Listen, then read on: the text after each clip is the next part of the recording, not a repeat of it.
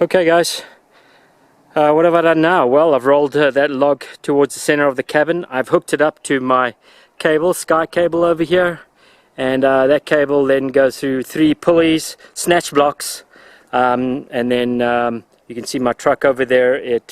3 snatch blocks, and then to the back, it's connected to the back of the truck. That is what I will be using to lift that log up off the wall, and the idea is to just alleviate, get the weight off the walls. I'll put the truck in park at that point. I'll come back down here and see where we're at with the log, try and manhandle it, maybe tilt down, hopefully tilt down this left side a little bit, get it on the floor, and then back to the truck and lower the whole lot. It's a little involved. I could use a come along to do this, but you know, that actually takes a little more time. I've got the system down for now. It's working for me. So you can see snatch block, and another snatch block. Not a big fan, by the way guys, of these kind of snatch blocks without any way to do maintenance on this. I know one would argue, well, it's kind of maintenance free, but it's always nice to have something with a lube nipple, a grease nipple, so you can actually grease it and keep it well maintained. This is new. I actually haven't used this one before. I got it in a pinch because it was all that was available short notice, and then I didn't use it for 6 months. This is what I mean with a one focus grease nipple. Put a grease gun there and you can keep that lubed, as opposed to nothing on that one. Anyways, there you can see on the back of the pickup truck. Alright, let's do this. This will probably be maybe difficult for you guys to see, but I'm going to try and zoom in here and drive and hold the camera at the same time, and hopefully we don't have any screw ups. Trying to do 2 things. Like I said, we just want to take a little bit of weight off those walls. You see the cable should start coming up. Do this nice and slow. There it goes. And right now I'm just watching that log. See the cable on the top starting to stretch.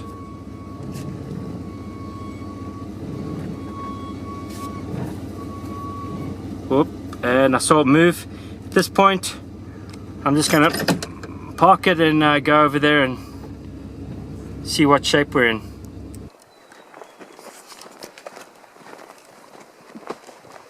Okay.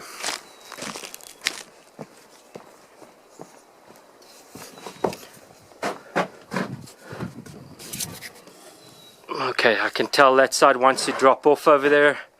I'm gonna have to put down the camera, guys, and try and fiddle and see what way this log wants to fall. Maybe you can get to witness me crushing an arm or something. I don't know.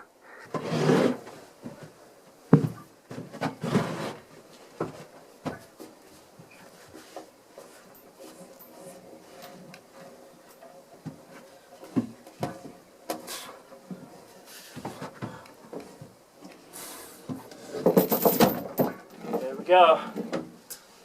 Perfect. Okay.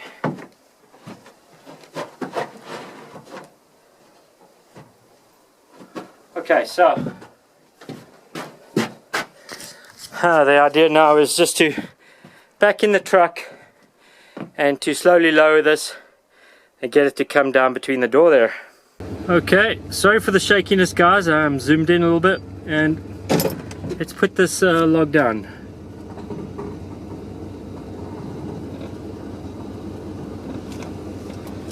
Help if I actually go in reverse.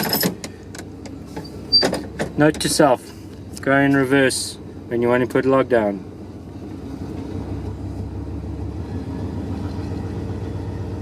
There she goes.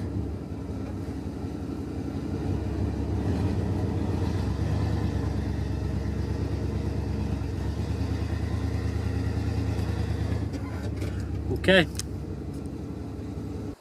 Okay, so I wanted to talk a little more about this log and the scribing, and also how we leveled it out, or how I leveled it out. If you recall, the one side, that far side, we actually had to drop down 3 or so inches, probably closer to 4 inches, and then we had to lift this side up. And I was talking about how you really want to cut the difference. You don't want to, take a lot out of one side to get it level. Rather lift up the opposite side to, to do that. So if we take a look over here, you can see on this end might be difficult to see. This end of the log will barely be touching the top side of that, but you can see where the line starts here, how narrow that is, right? This is the side again which we lifted up. We put some wedges underneath, and if I pull away, you can see the line there, okay. Here's the notch. If we move down this log, you'll see that these lines get obviously wider. Alright, when we get down to this point, we can see just how wide these lines are. Okay, that's a lot of material that has to be removed from here. This is not ideal, guys. This is not an example of what you should be shooting for. So, again, this not ideal. We should be looking at something this size. But we have to make it work. These are the logs I have, and it has to work.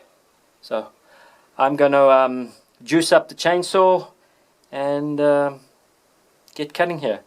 What we'll be doing is I'm going to be running the chainsaw just on the inside of these scribe lines. Again, I've done these videos before. I'm not going to spend too much time. This is just really show you guys what I'm doing. This is not a detailed video on how to do this or how I'm doing it. But we're going to be basically running the chainsaw a 1/4 inch inside of these lines all the way down. Alright, and then we're going to be working it and basically removing this lateral notch, and also cutting our round notches, of course. So let's do that.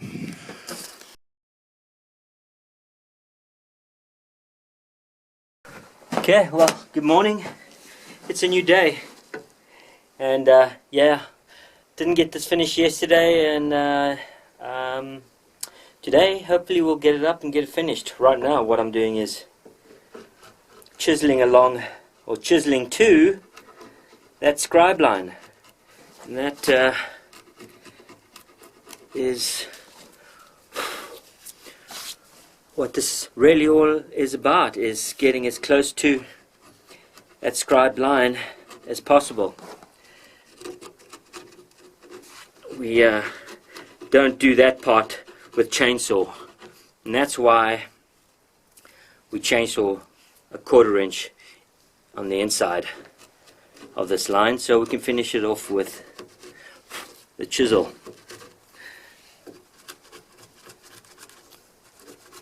Once I'm done with this, I'll probably do a little more cleanup on the inside here, and we'll be picking it up and seeing how it fits. Sometimes that once you lift it up and get it up onto the wall, it may not be a perfect fit, and we have to unseat it and see where the issues or hang-ups may be. So till we get to that point, guys, I will continue chiseling.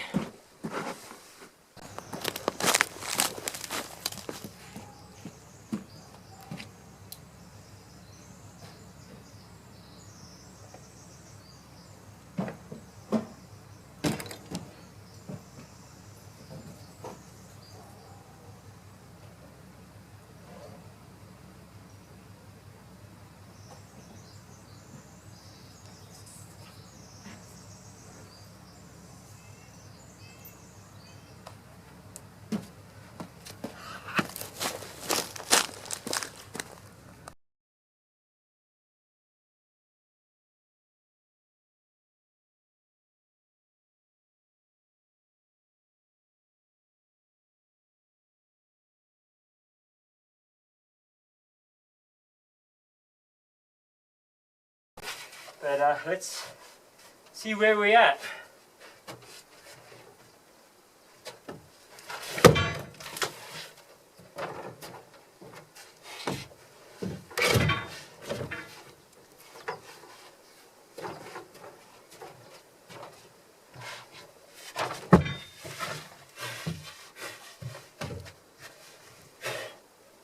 I'm looking for those little marks that I put on here. If you recall, we put little marks on these logs, and I want to see get this log over those or lined up with those lines so we know where we're at.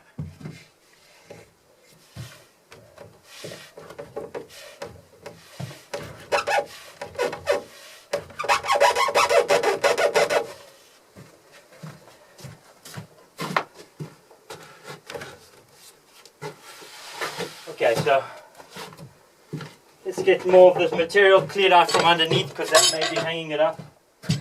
And once I know that's clean and cleaned out, still not fitting, we'll dig a little deeper.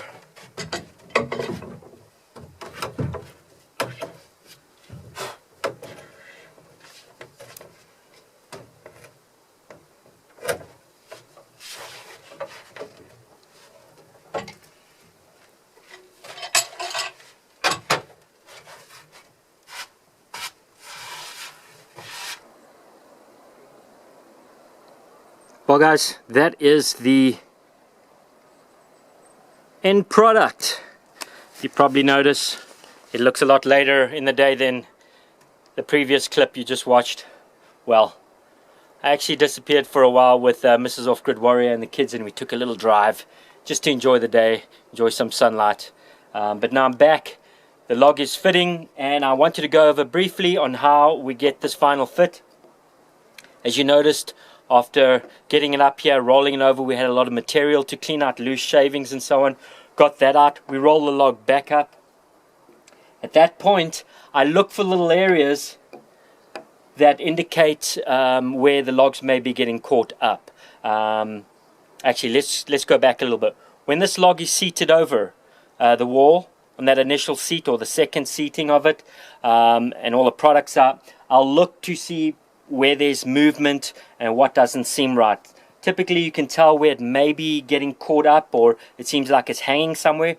You bring it back up, and then you look on the underside for little areas that may indicate where the two logs are touching. And usually you can see a dark scuff mark that indicates some rubbing. What I'll do is I'll take the chisel and I'll work those areas out, and it may take 3 or 4 times rolling the log down, back up. Sometimes I'll take the sledgehammer to it. Well, not sometimes. I typically always use the sledgehammer right there after that second roll up onto the wall, and I'll bang this top log. I'll walk the full length of it and really knock the crap out of it to force contact between the two. Roll it back up and look for those little rubbing marks and try and knock them out or knock them down with the chisel. When you do that a few times, you will typically sort the problem out. So that's where I'm at now. It's fitting pretty well. I'm happy with how it turned out. At this point I'm going to grab some insulation, put insulation in here, and roll it back onto the top for its final seating. And that'll be a day as far as this is concerned.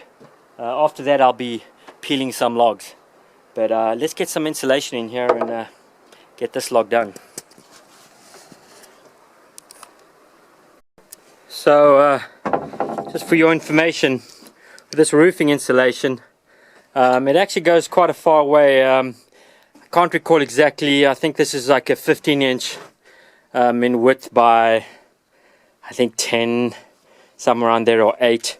What we find here is I can actually split this sometimes 3 times. Alright, I'll just grab some and tear it down and just use, 2 or 3 inches of it is all you really need, 2 inches, and use it in the actual log. So one little strip like this can be, obviously halved down the center, you can see, and then again split 3 times. So it goes quite a long way. Okay, so insulation is in. Isn't that pretty? Always reminds me of cotton candy, or as we say back at home, candy floss. Insulation is in, and you may notice We don't have anything at the end there, and that's because, well, that's on the outside. We're not worried about filling that because airflow getting through the log there's not a concern for the inside of the cabin. We're just insulating from the notch through the lateral to the other notch. Okay. Another little tip for you guys. Some people feel compelled that when they're putting whatever insulation they use for the inside, I've seen people stapling it. And it's not necessary. Don't bother stapling it. Just shove it in there. It'll stick in there, right? And don't staple it. And I'll tell you why you don't want to staple it. Not only is it a waste of time, but if you're doing what I'm doing here and cutting your doors and windows in after the fact, which is what many people do, as you put those chainsaw through the walls and start cutting out your windows, guess what? You're going to be hitting those little metal staples, and that's one way to start going through chains on your chainsaw, dulling them and causing all kinds of issues. So no need to staple this down, alright? Just shove it in there. It'll stick. Roll it over. If some of it falls out or there's some peeking out, we're just going to deal with that using a little knife. Cut it, clean it out, pull it out. That's fine.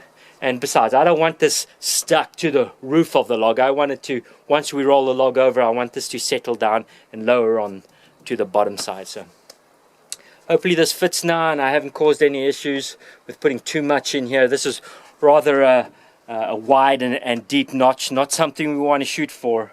This is not an ideal notch. I know I've said that, but it should be much narrower than this. So I've got a lot of insulation in here. Hopefully it won't fall out, and let's roll this over and get this done with.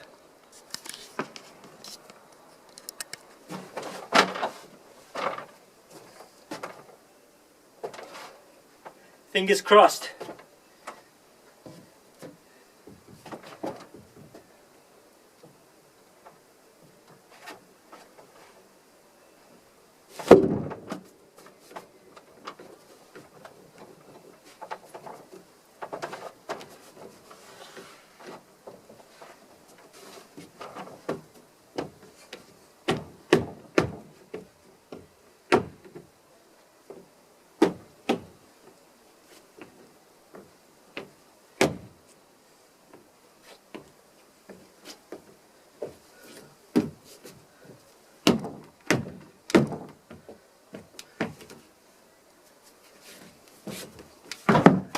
Okay, I'm happy. See, we've got a few little areas here where has some sticking through. Not a big deal. I'll get something sharp there, and we just kind of shove it in there. Yeah, make it disappear.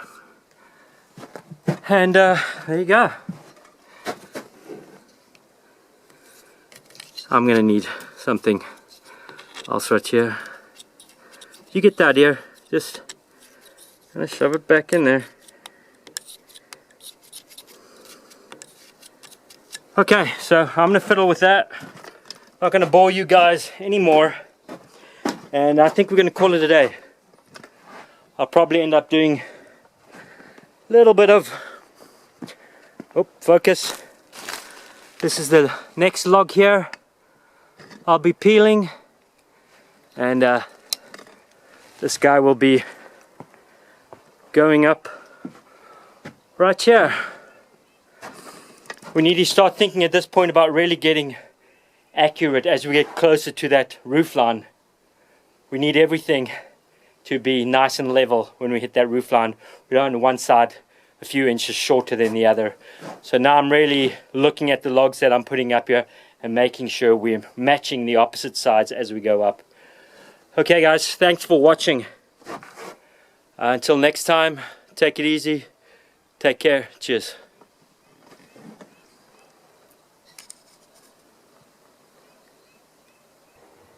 Oh, one more thing guys. For those of you who are wondering, well, how did that end? How did that wall end up? Is it level? What was the height on it? Did the corners match?